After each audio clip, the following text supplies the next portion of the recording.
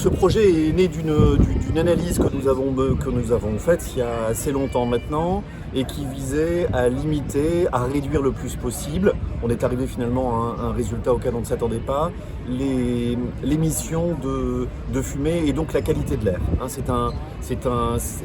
L'idée qui a dicté notre stratégie dans un premier temps visait à la qualité de l'air. On a commencé en 2016 avec le branchement électrique des navires à quai.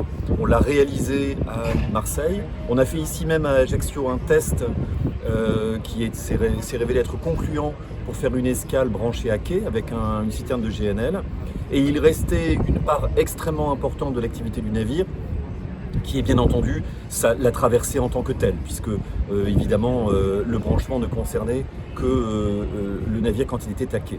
Et donc on a réfléchi à une technologie qui n'existait pas à bord des navires, mais qui existait à terre, qu'on a appelé filtre à particules, et qui permet de ne rejeter ni dans l'eau ni dans l'air la moindre émission. Le total d'investissement est d'une quinzaine de millions d'euros. On a eu effectivement l'aide de la région à hauteur de à peu près 4 millions d'euros, un tout petit peu plus que 4 millions d'euros, et puis enfin l'aide de l'ADEME, la structure de l'État, à hauteur d'1 million d'euros. Je tiens à souligner ce soutien, puisque la région Sud d'ailleurs, la région Corse était associée à ce dispositif de zéro fumée, de zéro émission, a vraiment permis de mener ce travail de recherche et développement. Sans ce soutien de longue durée, c'est extrêmement difficile de pouvoir finaliser des dispositifs comme celui que nous inaugurons aujourd'hui.